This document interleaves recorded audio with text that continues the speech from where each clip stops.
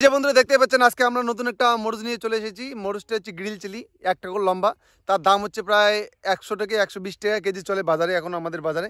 এই যে দাদা গাড়ছে, দাদার মুখ থেকে শুনবো। দাদা, মরিচটা বিস্তারিত কিছু জানো তুমি? নতুন গাড়ছো? নতুন গাড়ছি তো, মানে অতটা বলতে পারবো না এখন বাজারে কি রকম চাহিদা আছে কি নাই, কেবল আমার লাগতেছে। মরিচটা 1 টাকা লম্বা না? হ্যাঁ, একটা হলো। মানে ঝাল কেমন আছে? তুমি কি খাইছো? এখনো খাওয়া দাওয়া কিছু করি নাই, শুধু খালি উঠতেছে আর কি। এই যে বন্ধুরা আপনাদেরকে মরিচগুলো দেখবো কেমন ফলে, ঠিক আছে?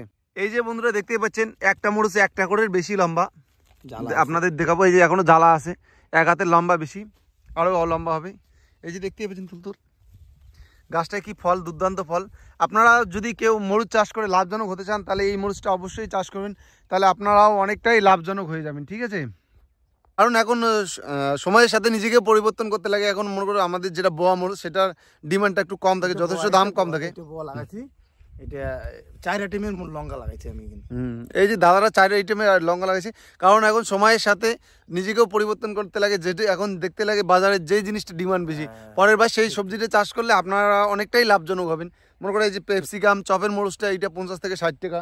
এই যে এইটা মরিচ দেখছেন 100 থেকে 110 টাকা বা 20 টাকা যায়। 120 টাকা করে যদি বিক্রি করে তাহলে কত টাকা? মনে করে এইখানে যে বোয়া মরিচ যদি 40 টাকা ম্যাক্সিমাম যায়, 30 থেকে 40 টাকা, সেখানে 2 কেজি বা 3 কেজির টাকা 1 কেজি মরিচই দিবে। তাহলে কেন আপনারা নতুন সবজি করবেন না?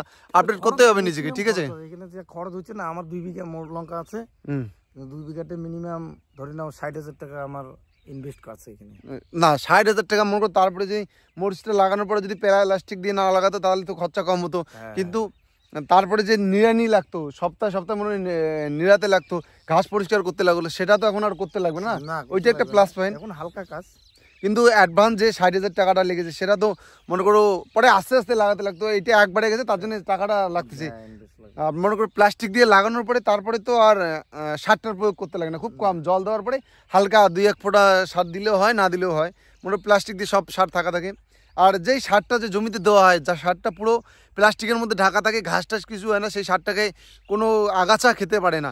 সেটা মরিচ গাছটা বা যে কোনো সবজি পুরো সারটাই পেয়ে যায়। এটাই একটা লাভজনক, ঠিক আছে বন্ধুরা?